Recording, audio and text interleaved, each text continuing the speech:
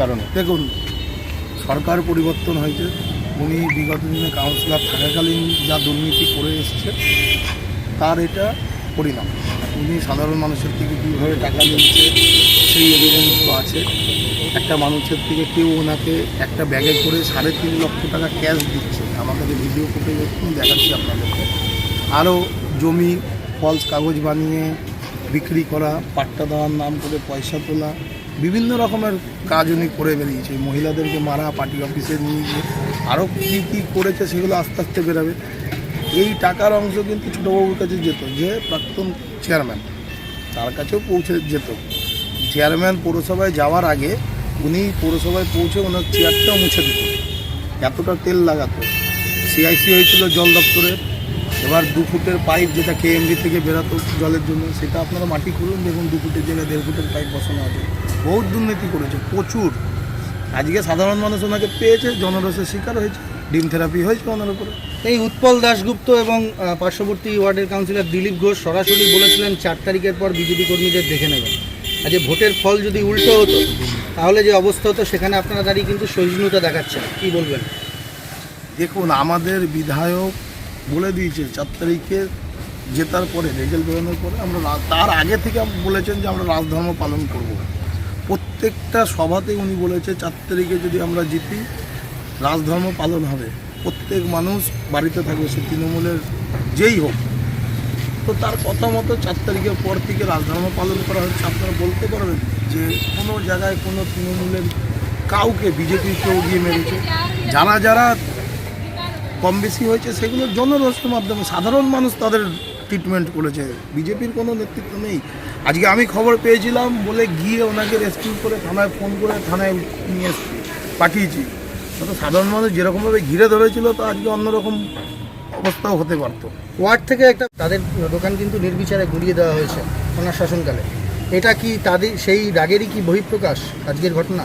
অবশ্যই, তাদের মানুষের তো খেয়ে দিয়ে কাজ নেই যে বিনা কারণে একটা প্রাক্তন কাউন্সিলরকে এরকমভাবে চড়াও করবে, বাড়ি থেকে বের করে তাকে জিজ্ঞাসাবাদ করবে। তো মানুষ তো পাগল নয়।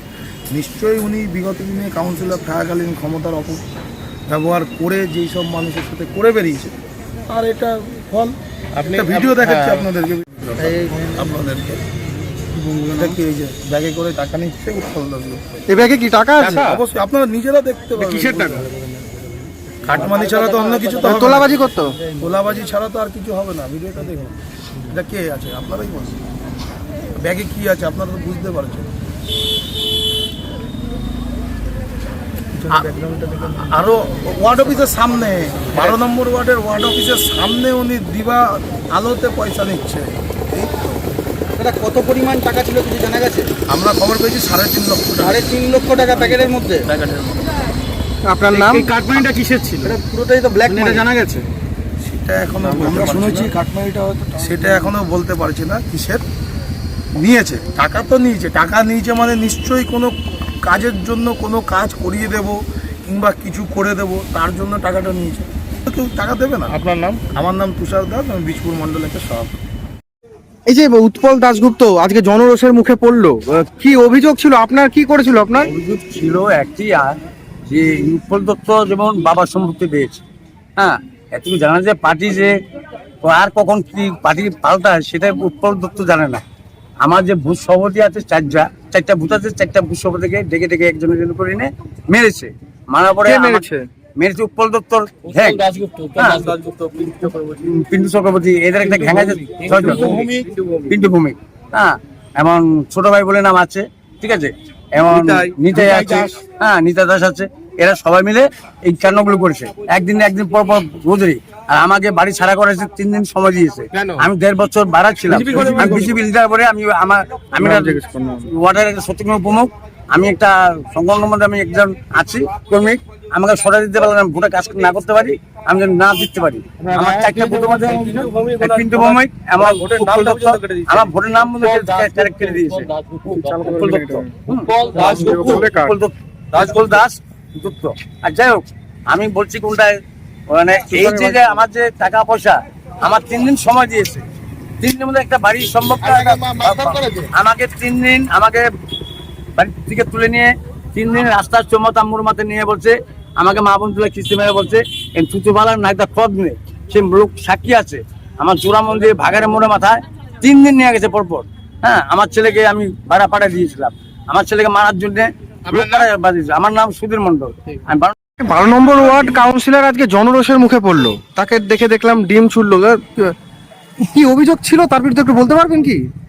তার বিরুদ্ধে কি অভিযোগ নেই সেটা হলো বলা, কি অভিযোগ আছে সেটা তো পরে, কি অভিযোগ নেই মানে ওখান থেকে সব জায়গা থেকে বেআইনি ভাবে টাকা তোলা থেকে শুরু করে, মহিলাদের মারধর থেকে শুরু করে, মানুষদের পার্টি অফিসে ডেকে নিয়ে গিয়ে মারধর থেকে শুরু করে, নাকে খত দেওয়ানো থেকে শুরু করে, এবং জায়গা জায়গা থেকে মানে টাকা তোলা থেকে শুরু করে সমস্ত রকম অভিযোগ রয়েছে। এইসব তৃণমূল আমলে করতো নাকি? তৃণমূল আমলে একদম, উনি তৃণমূল আমলের কাউন্সিলর, উনি কাছড়াপাড়া 12 নম্বর ওয়ার্ডে তৃণমূল আমলের কাউন্সিলর। উনি কি করেনি, উনি তৃণমূল আমলে কি করেনি? মানুষের দম বন্ধ করে রেখেছে, বয়স্ক থেকে মহিলা থেকে কাউকে ছাড় দেয়নি উনি সবাইকে ওয়ার্ড অফিসে ডেকে নিয়ে গিয়ে মারধর করেছে। এই কিছু মানুষকে বাড়ি ছাড়া করেছে 24 সালের লোকসভার পরে, এবং ওখানে যে কটা মানে কিছু জায়গায় যে নির্মাণগুলো হয়েছে, বিল্ডিং থেকে শুরু করে, কারোর বাড়ির জমি থেকে শুরু করে, কোনখান থেকে উনি টাকা খায়নি। এবং বিজেপি করার অপরাধে বিভিন্ন মামলাও দেওয়া হয়েছে। বিভিন্ন মাংসের দোকান থেকে খাসি মাংসের দোকান বসিয়ে তোলাবাজি করা হয়েছে, প্রমোটারের থেকে টাকা তোলা হয়েছে। বিভিন্ন ভাবে ওনার মানে এই ক্রিয়াকর্ম উনি চালিয়ে গেছেন। উনি পাড়ার মানুষকে অতিষ্ঠ করে রেখেছে, এক কথায় যদি বলা যায় উনি পাড়ার মানুষকে অতিষ্ঠ করেছে। এই যে মানুষটাকে দেখান, ভাই কাউন্সিলর উৎপল দাশগুপ্তকে আজকে পুলিশ তুলে নিয়ে আসলো, কি ওনার নামে তো অনেক অভিযোগ উঠছে। অভিযোগ তো থাকবেই, অভিযোগ আমার বরের এই 2021 থেকে আমার বরের জলের ডিপার্টমেন্টে কাজ করতো, উনি আমাকে বরেরকে ছাড়িয়ে দিয়েছে। তার থেকে এতদিন থেকে ওখানে অনেকগুলো দোকান ছিল, দোকানগুলোকে ভেঙেছে। আমরা গরিব মানুষ কোথায় যাবো? এই অত্যাচারগুলো আমরা এখনো সহ্য করে এসেছি, শুধু বিজেপি করার ক্ষেত্রে, শুধু বিজেপি করি বলে। বিজেপি করে দেখে আমাদের দোকানপাটগুলো সব ভেঙে দিয়েছে, বলে ভিক্ষা করে খাও। কবে ভেঙে দিয়েছে? 2021 সব দোকানপাট ভেঙে দিয়েছে। আমাদের দোকান দোকান বন্ধ করে দাও, বিজেপি বন্ধ করো, না হলে ব্যবসা করতে দেবো না, দোকানের শাটার ফেলে দাও। কি চাইছেন আপনারা, কি চাইছেন? শাস্তি চাই। এমন শাস্তি চাই গেছে আমাদের প্রেগন্যান্ট মহিলাকে, দড়ি বেঁধে আমরা একটু চাই, দড়ি বেঁধে ওরাকে কোমরে দড়ি বেঁধে একটু ঘুরাক। সঠিক ওনার শাস্তি চাই, আমরা চাই ওনার সঠিক শাস্তি। মহিলার উপরে গায়ে হাত তুলেছে, প্রেগন্যান্ট মহিলা। আপনারা কত নম্বর ওয়ার্ডের বাসিন্দা? 12 নম্বর ওয়ার্ডে। কাছড়াপাড়া। হাতে থালা দিয়েছে, বলে ভিক্ষা করে খাও। হাতে থালা দিয়ে বলে ভিক্ষা করে খাও। বেশ করেছি, দোকান ভেঙেছে। উনি ভাগ করেছে। তাহলে কেন উনি কি দাবাং টাইপের ছিল নাকি? হ্যাঁ, দাবাং টাইপের, তোলাবাজি করে, ঘুরে বেড়াতো, তোলাবাজি করে। কাজই ছিল। কাজ ছত্রছায়া করতো, জানেন কিছু? ছত্রছায়াগুলো করতো তারা। উপরে লোক হাত ছিল, আমার কমল অধিকারী আছে, এদের হাত ছিল। এদের হাত না থাকলে কমল অধিকারী হাত ছিল। উৎপল দাশগুপ্ত করেছে, পিন্টু ভৌমিক করেছে, এইসব পাড়ায় 12 নম্বরে একদম শেষ করে দিয়েছে। মহিলাদের অতিষ্ঠ করে রেখে দিয়েছে। আপনাদের এই ডিম থেরাপি দিলেন? হ্যাঁ, শুধুমাত্র ডিম থেরাপি দিলেন? ডিম তো ভদ্রভাবে আমরা ওকে ডিম মারলাম, গায়ে হাত দিলাম না। হাত তোলা হয়নি। ওলে গায়ে হাত দিয়ে আজকে একটা মারও মাটিতে পড়তো না, আমাদের সবাইকে মেরে দিত যদি তৃণমূল আসতো।